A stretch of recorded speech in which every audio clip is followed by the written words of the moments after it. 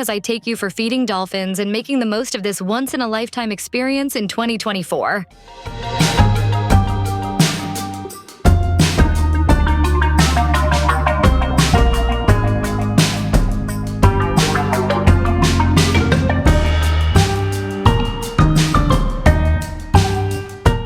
Feeding dolphins is an experience like no other.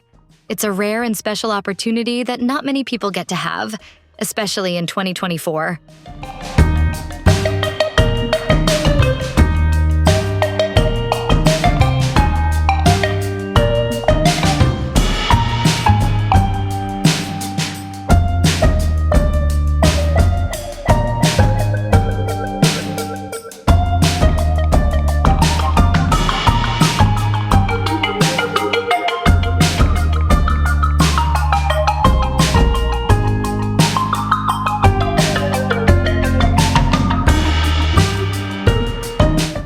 As I soon found out, securing a spot for this unique experience is easy but need travel.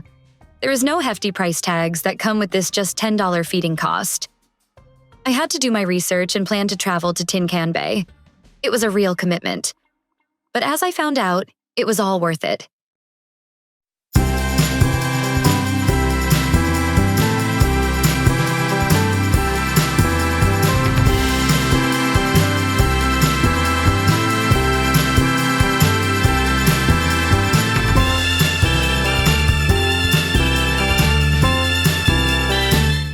I also realized that it's not just about getting a spot, it's about being prepared for the actual experience. You need to be comfortable standing in the water above knee while you feed and be willing to follow instructions. But the payoff is huge. You get to interact with these incredible creatures up close and learn so much about them in the process.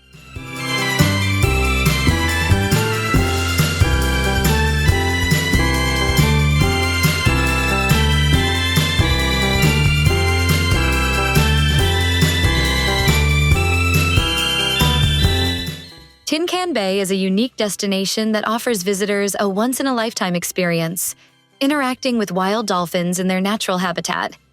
It's an opportunity to get up close and personal with these fascinating creatures, and I'm excited to share this experience with you in this video.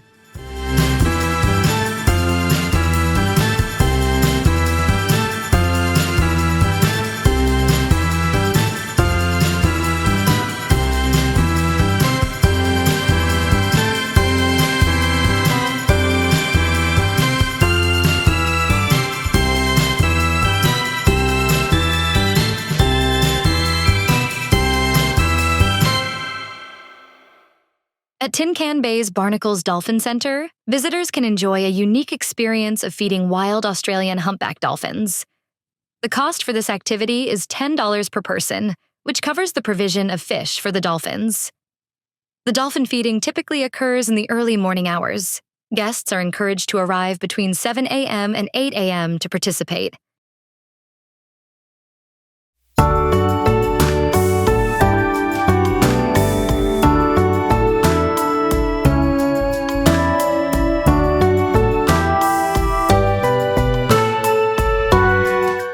Parking at the Barnacles Dolphin Center, where the Tin Can Bay dolphin feeding takes place, is convenient and easily accessible. There is a dedicated parking area right next to the dolphin feeding site, offering plenty of free parking spots for visitors. The parking lot is located within a short walking distance of the shore and the feeding area, making it hassle-free to bring any personal belongings with you. The parking area is spacious enough to accommodate cars, and it is close to the amenities like restrooms and a nearby cafe where you can grab a snack or coffee before or after the feeding.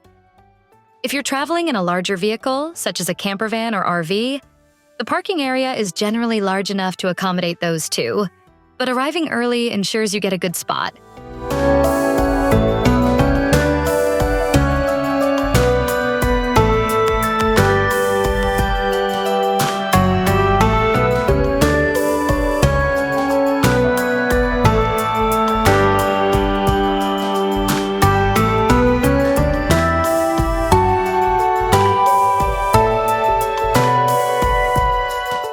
The atmosphere is peaceful, and the experience feels intimate, with only a limited number of participants allowed in the water.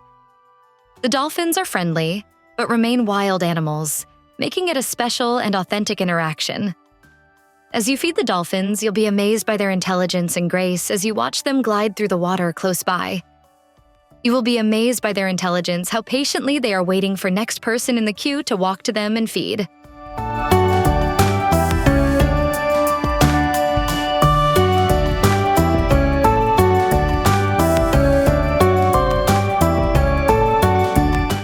Expect to feel a sense of awe and joy from this rare opportunity to interact with these beautiful creatures in such a natural setting.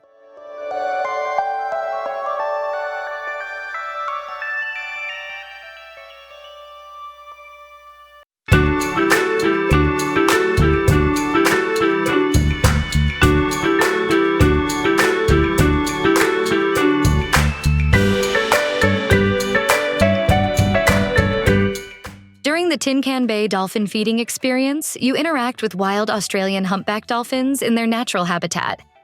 The dolphins, particularly a pod led by a local dolphin, are frequent visitors to the bay's calm waters. It is better to arrive early, around 7 a.m., as the dolphins are known to come to the shore in the morning. When I reach 7 a.m., there are already 3 dolphins swimming around the feeding area and entertaining public.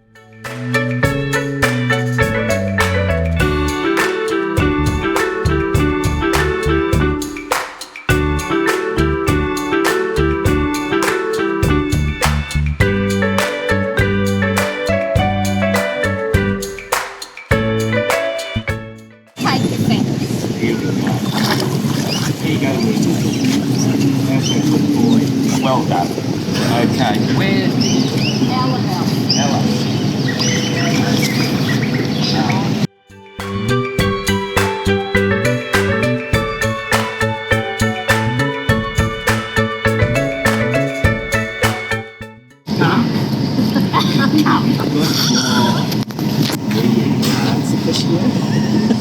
Very gentle. Now these dolphins have 120 teeth. Okay, that's what they're... The experience begins with an informative talk by volunteers who share details about the dolphins' habits, characteristics, and conservation efforts. Around 8 a.m., guests are invited to wade into the shallow waters for feeding. So they just, when you're giving them fish, they can just keep taking fish. They love taking their fish. Excellent hearing. They hear probably 7 times better than what we can. As such, tiny little pinhole just behind their eye, and that was the remnants of they live on the land of the bone structure, like of a hand. Their tail developed into a proper. The feeding experience itself is an unforgettable adventure. These volunteers briefed us on the do's and don'ts of interacting with the dolphins, essential in ensuring their safety and well-being. The volunteers were standing with a bucket of fish, and we didn't have to wait for the dolphins to arrive. They started coming at 7 a.m. and entertaining the public. The real feeding started at 8 a.m., so we got enough time to see them and take many photos.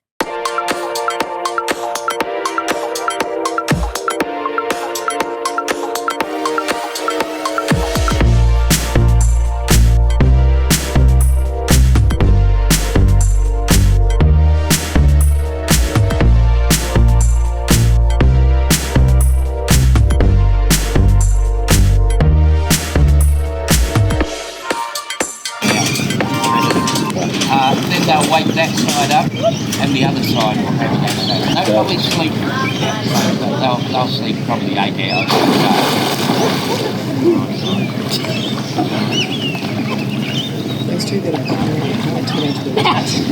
Okay. Hey, any questions right now? Ask. Fire away. Normally the kids do. Okay. Got any questions? So everyone knows all about dolphins. Want to come here and get a job? Yeah. Excellent question. Excellent. Okay, they live up to, in the wild, approximately 45. Now that is like an approximate age, but there was a dog that Pete was talking about before that was Amity, who was in captivity at SeaWorld. She was one of these Australian humpbacks. Now she lived to 61 years of age, so that was in captivity. So obviously in the wild it's a little bit tougher, but they say approximately 45, and we have our beautiful Ella that's 42, so I'm hoping that she kicks that out of the ballpark and she definitely lasts a lot longer than 45. Yeah, so they can live a lot longer. But it's good work world out there in the water. What's their main predator? Who kills the most amount of dolphins?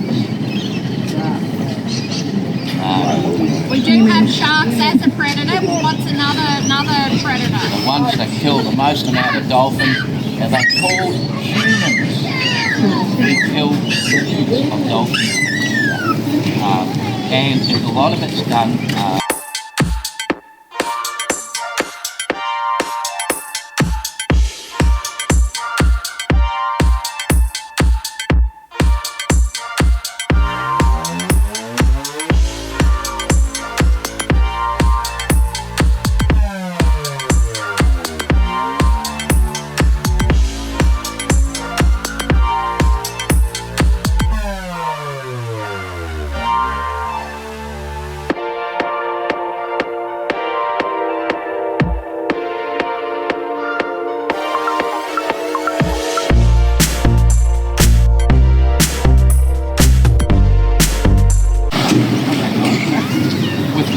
that's got to stop all the sharks. Well, all that's happened is that the sharks have been, over a period of years, now they've been killed at around about the rate of 2,000 an hour around the world. It's horrific.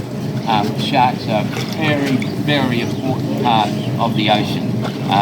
If all the sharks died, the oceans would die, and we get about near 70% of the oxygen we breathe comes from the ocean. It's an exhilarating experience, watching these beautiful creatures swim very near sitting on land, their dorsal fins slicing through the water. The volunteers were standing in the water while briefing, and the dolphins entertained the public by splashing water over the volunteers standing in the water.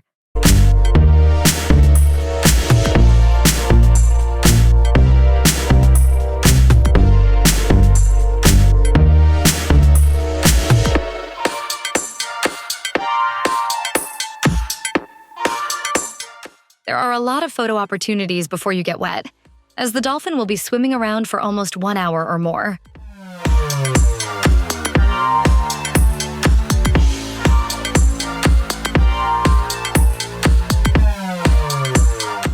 Only small, controlled amounts of fish are offered to ensure the dolphins retain their natural hunting instincts. The feeding is intimate and respectful of the dolphin's wild nature, making it a unique opportunity to engage closely with these intelligent creatures. Besides the dolphin feeding, visitors can enjoy the picturesque coastal surroundings, including nearby picnic areas and walking paths, making it a memorable and relaxing morning.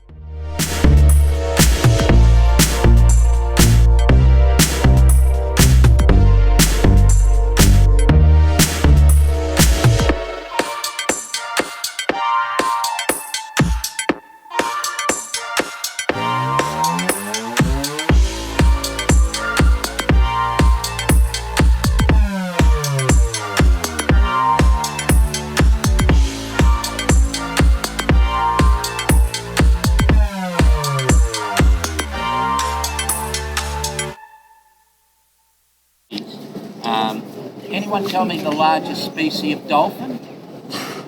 Yes. An orca. A killer whale is a dolphin. And well done, sir. Yes. Now I'm going to throw to you. What's the smallest species of dolphin? Mr. Smarty. Okay. You be quiet too, you come from New Zealand as well. Oh, the smallest species of dolphin comes from New Zealand. Up here, lady had the answer. Hector, did you say? He's with me anyway. It's a cousin. Oh, is he? He's with you. And it's called a Maui. Australian humpback dolphins aren't migratory and prefer to live in waters that are less than 20 meters deep. So estuarine coastal waters and tropical and subtropical rivers suit them best. Therefore, the Great Sandy Strait and Tin Can Inlet are ideal for them. The Australian humpback dolphin is a unique and relatively rare species of dolphin found along the northern and eastern coasts of Australia. These dolphins are named for the distinctive hump just below their dorsal fin, which becomes more pronounced as they age. Adult humpback dolphins can grow up to 2.7 meters in length and weigh between 200 to 280 kilograms. They have a robust, grayish body, with lighter shading on their underside. Unlike more social dolphin species, Australian humpback dolphins tend to be shy and are often seen alone or in small groups of 2 to 6 individuals. They prefer shallow coastal waters, typically near river mouths, estuaries, and mangroves, and are known for their ability to hunt in these shallow areas. Their diet consists mainly of fish, squid, and small crustaceans, which they catch by using echolocation and their impressive agility. One of their most interesting behaviors is their unique communication methods, using a range of clicks, whistles, and body language to communicate with each other. Australian humpback dolphins are also known to use cooperative hunting techniques when catching prey in groups. Right, I'm going to talk about that in a minute. Please just share the love with the people up the top. If you could please just go behind so the people behind can come forward and take some photos.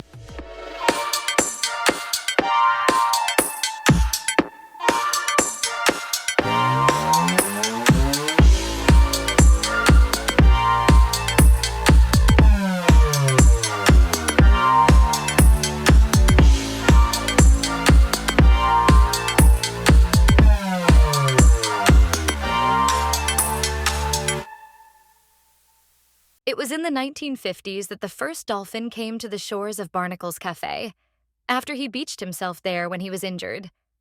The locals began to feed him, and once he was well enough to go back into the wild, he often came back to the shores for a free meal. Several decades later, in the 1990s, a female dolphin appeared in the bay with her calf. This calf still visits Tin Can Bay to this day, and you'll most likely get to see him. And he often brings other dolphins with him, which is how the daily feeds came about.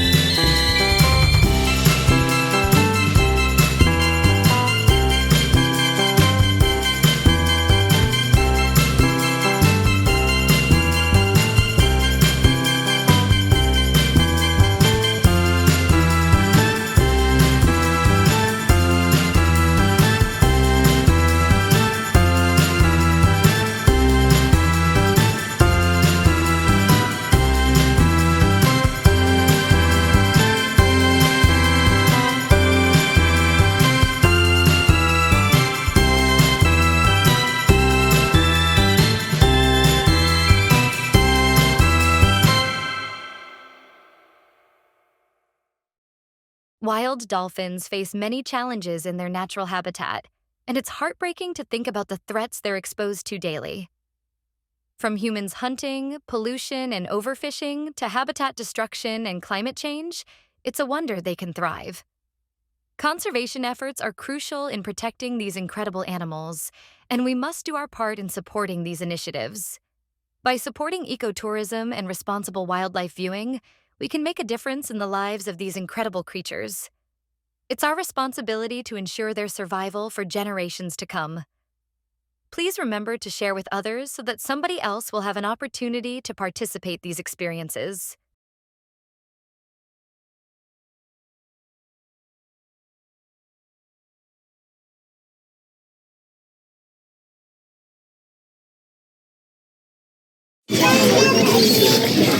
Okay, so as I was saying, with the department regulating this, we're allowed to feed the adult dolphins, and they're classed as an adult, the females at 10 and the males at 12. Hello. Kilos of fish. Now the reason for this is we want them to remain wild. These dolphins are not tagged, we can't call them in, they come in when they want to come in. We're very lucky to have all 8 of them, I think. Have we got all 8 here? Just don't know these guys. Okay. And I don't know if you've actually realised that these two are just a couple of teenage boys. Seriously, they're just like a couple of teenage boys who love to muck around, and I'm absolutely positive they take great pleasure in getting us wet. Absolutely. You know, they'll sort of come up and they'll swim up beside us and they'll give us that little nudge and they'll give us that little rub, and then they'll just go past and flick us. Give us, you know, and they seem to enjoy it. Yeah, they can stay over there with you. You know, they're just take great pleasure in, you know, just like that. That was a little flick underneath. That's what we do. See? These dolphins do that with their kids.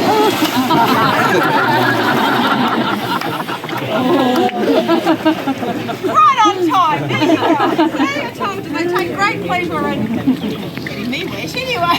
I'll just give you a rundown on the gestation period and the birthing process of these beautiful creatures. The thought of hanging on for an extra 10 minutes is a little bit much, let alone an extra month.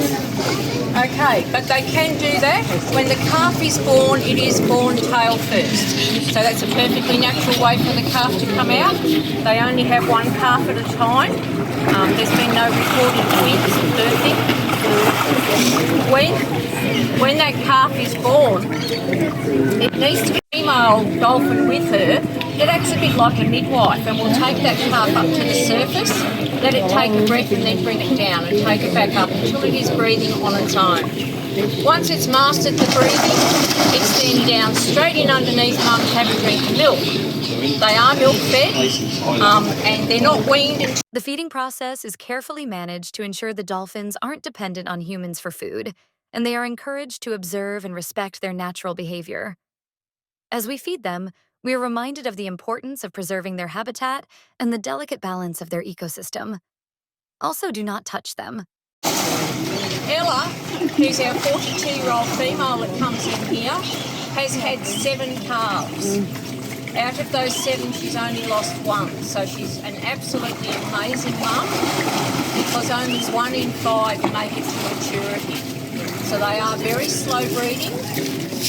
But the dolphins here, the numbers are actually slowly going up. Can you just have your feet back behind the yellow line, please? Thank you. There's some kids over there. There's a whole lot of front.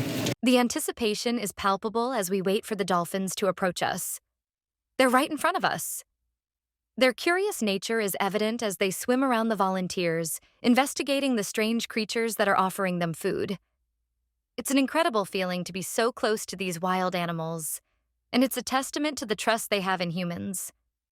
As we feed them, we're reminded of the importance of gentle, respectful interactions and the need to prioritize their well-being above our own desires.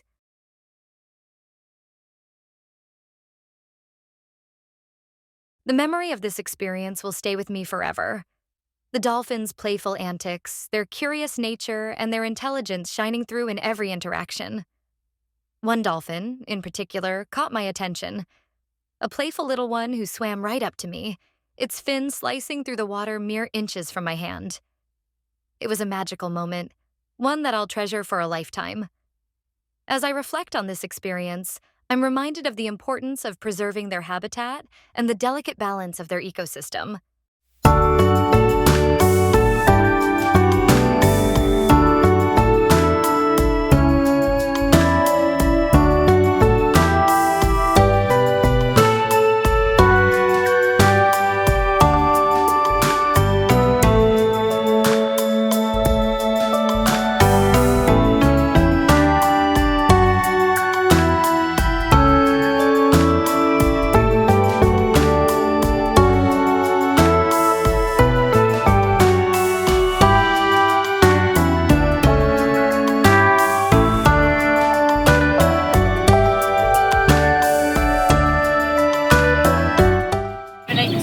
because that just really does not smell very nice at all. Oh, that's an then the researchers tell us the 80 that are out there, we only get the 6 adults.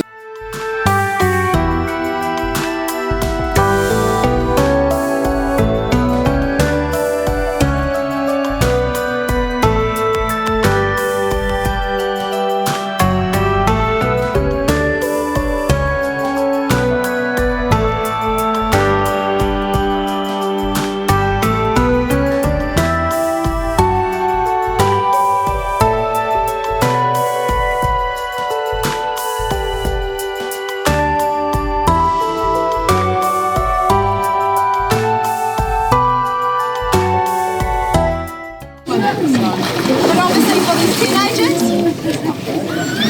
they got way too much energy. Way too much energy. That's where they come from. Any other questions? How do you know which one is wet? Oh, good question. If you actually look at all these dolphins, their fin is slightly different. But we're able to cheat a little bit. Because if you actually look at the dolphin itself, they've got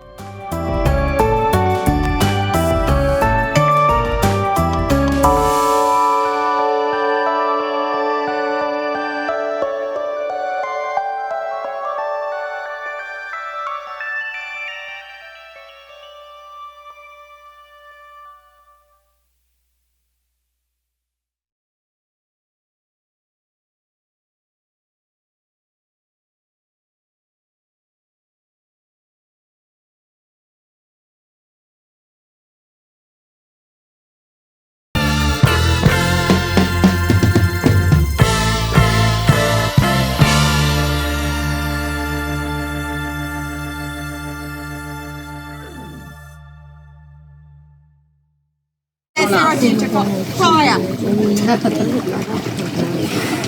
These two, we can tell them apart very easily by all their rostrum scratchings and markings at the moment. You know, at one stage Joe and Luna were beautiful and shiny and didn't really have many marks on them.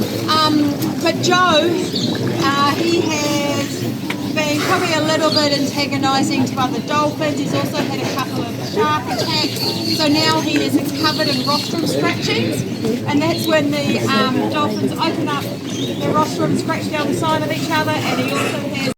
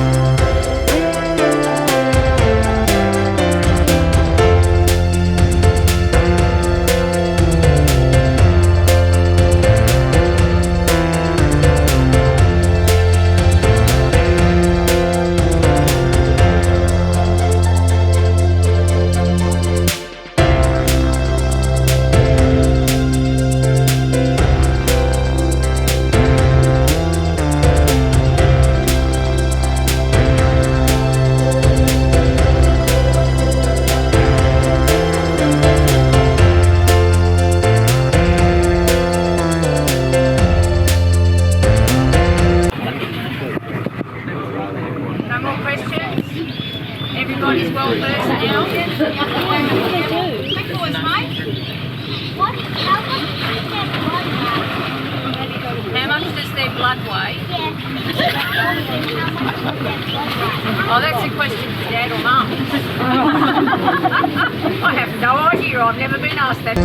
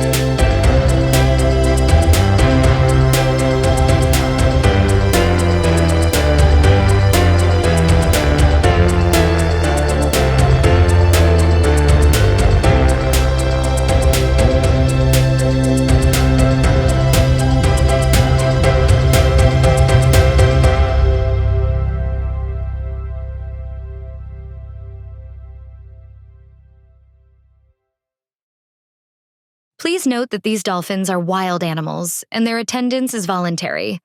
While they frequently visit, their presence cannot be guaranteed.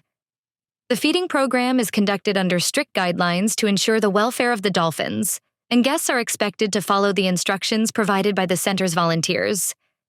It is a very rare experience to feed these beautiful wild creatures, and it is something you absolutely must do when you are in the area. Tin Can Bay is worth visiting not only because of the dolphins, but also because it has that lovely small-town Aussie feel, which is just what you need on a holiday to relax and escape everything.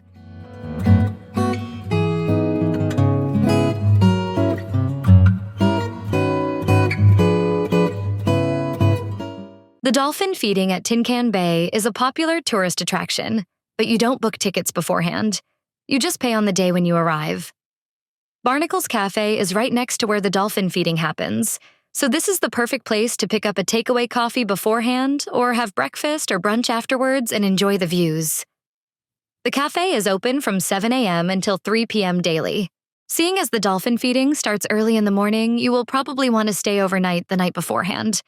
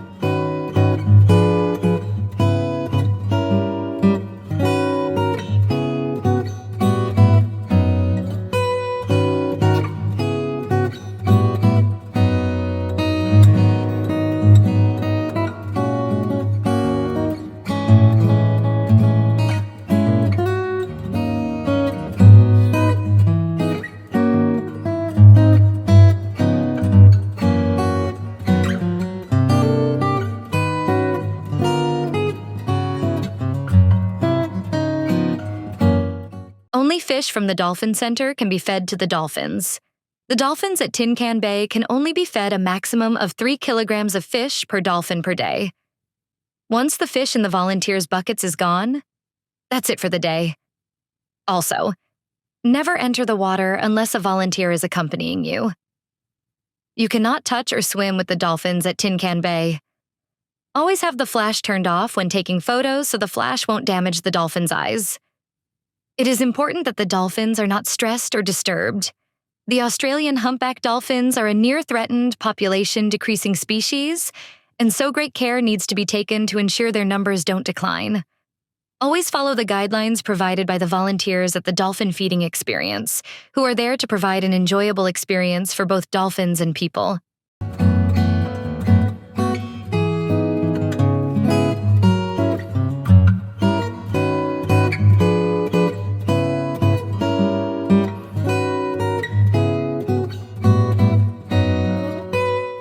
Tin Can Bay is known as small coastal town in Queensland, situated 218 kilometers north of Brisbane, which is Queensland's capital. Whilst Tin Can Bay is known for its boating activities and fishing, it is most famous for its resident pod of wild dolphins that come to say hi each morning, which is what draws the crowds in. I was told the dolphin comes every morning and their pod number is increasing. These wild dolphins can be hand-fed at the Tin Can Bay Marina, and it is definitely something you should experience at least once when you are in Australia. Other places you may be able to feed dolphins living in zoo. But here, this is wild dolphins, and we stand on their habitat and feed with our hand. Hope you got an idea about the experience, cost, feeding times to plan your travel.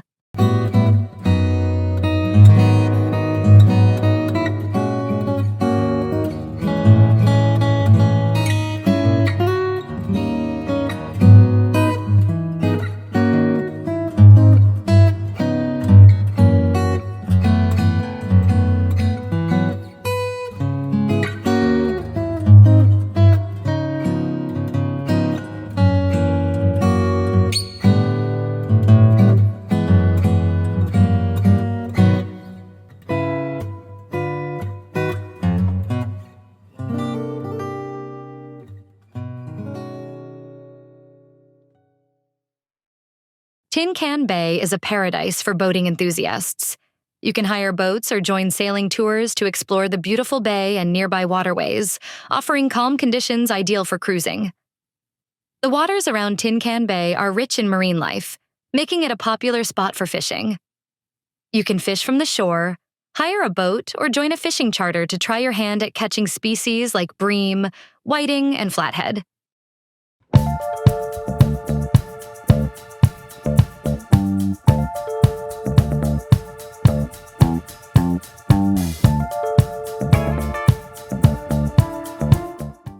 Explore the tranquil waters of the bay by kayak or canoe. This is a great way to see the mangroves, spot wildlife, and enjoy the natural beauty of the area up close. It is beautiful to watch these dolphins return back after their feeding.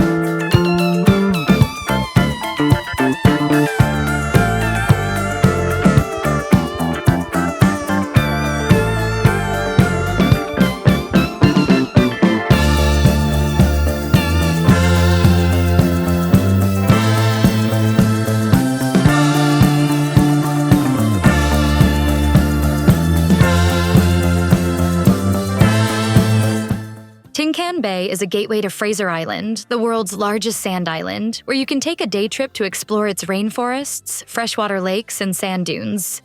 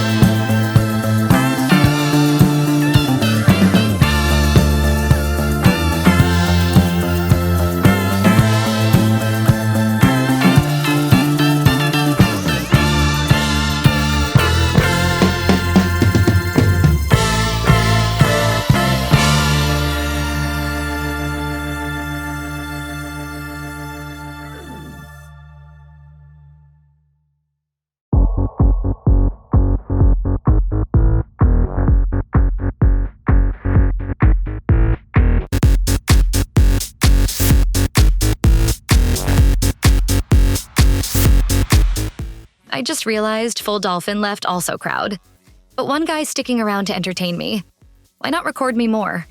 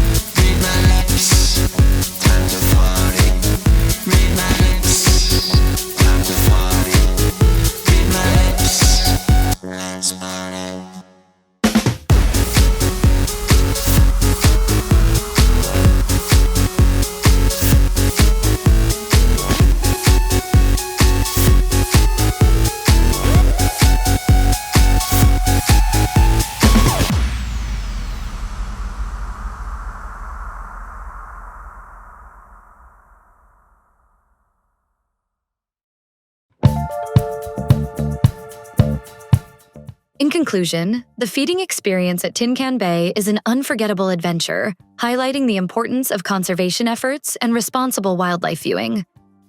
It reminds us of the joy and wonder that come from interacting with these incredible creatures and the importance of preserving their habitat for generations to come. Thanks for joining me on this incredible adventure. If you've had a similar experience with wild dolphins, share your thoughts in the comments below. And if you're new here, consider subscribing for more marine life adventures. I've got some exciting content lined up for you.